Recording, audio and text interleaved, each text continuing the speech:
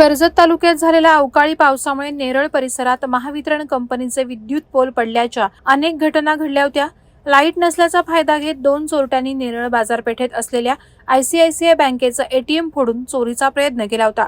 त्यापैकी एका चोरट्याच्या नेरळ पोलिसांनी मुसक्या आवळल्यात, तर त्याचा एक अल्पवयीन साथीदार फरार असल्याचं पोलीस सूत्रांकडून सांगण्यात आलं. दिनांक 15 मे रोजी लाईट गेल्याच्या संधीचा फायदा घेत मध्यरात्री नेरळ मुख्य बाजारपेठेतील आयसीआयसीआय बँकेचं एटीएम फोडून चोरट्यांनी रोख रक्कम चोरी करण्याचा प्रयत्न केला होता.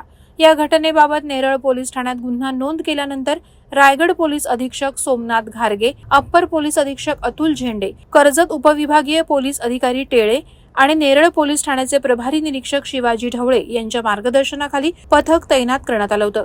नेरळ रेल्वे स्थानक परिसरातील सीसीटीव्ही फुटेज आणि गुप्त बातमीदाराच्या मदतीनं चोरीच्या गुन्ह्याचा छडा लावत दिनांक 20 मे रोजी आरोपी किशोर दौलत शिंदे, वय वर्ष 31, राहणार माऊली चाळ, वाघणी, ठाणे याच्या नेरळ पोलिसांनी मुसक्या आवळल्या. या गुन्ह्यात त्याचा साथीदार अल्पवयीन असल्याचं आणि तो गुन्हा केल्यापासून फरार असल्याचं अटक आरोपीकडून सांगण्यात आलंय. फरार चोरट्याचा शोधही नेरळ पोलीस करत आहेत. या यशस्वी कामगिरीबाबत नेरळ व्यापारी संघटनेच्या वतीनं नेरळ पोलीस ठाण्याचे प्रभारी निरीक्षक शिवाजी ढवळे आणि त्यांच्या तपास टीमचं अभिनंदन करण्यात आलं. चोरट्याचा यशस्वी माग काढल्याने नेरळ पोलिसांचं सर्वत्र कौतुक होत आहे. वादळवारा लाईव्हसाठी आनंद सकपाळ, कर्जत.